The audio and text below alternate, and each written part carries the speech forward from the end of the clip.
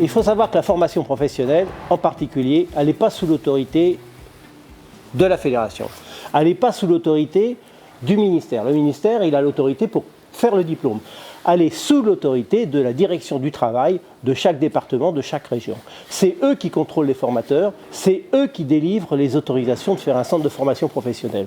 C'est à nous de préparer les contenus, c'est à nous de préparer le niveau qu'on veut faire atteindre à nos formés, mais c'est la direction du travail avec les centres de formation qui préparent ces diplômes-là, et c'est sous leur surveillance que la formation s'exécute. Alors il faut savoir qu'il y a deux types de formations en France, deux types de centres de formation. Il y a les formations qui sont souvent des centres équestres qui se sont spécialisés et qui forment des élèves moniteurs, de deux conditions d'ailleurs, ou des formations payantes. L'élève paye sa formation pour aller vers le diplôme qu'il a choisi, ou alors il est en apprentissage, en alternance entre un club et un centre de formation. Il faut dire que dans l'avenir, je pense, et aujourd'hui ça devient de plus en plus intéressant de le faire, c'est l'apprentissage qui va développer les salariés, les encadrants, les enseignants de l'équitation. Et je vous le recommande parce que les apprentis qui ont travaillé dans un de nos clubs, eh bien, en général, ils savent ce que c'est que le métier. Celui qui n'a fait que de la formation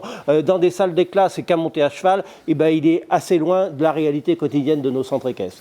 Le deuxième secteur de formateurs qui est important et qui ont pris ce marché et qui le tiennent et qui ne le lâcheront pas, et ce sont les lycées agricoles et les maisons familiales. Donc il y a vraiment deux types de formations sur les métiers du cheval. Il y a ceux qui sont faits par les professionnels de l'équitation qui ont choisi de faire un centre de formation, et puis il y a les institutions qui émanent des pouvoirs publics, que sont les lycées agricoles et que sont les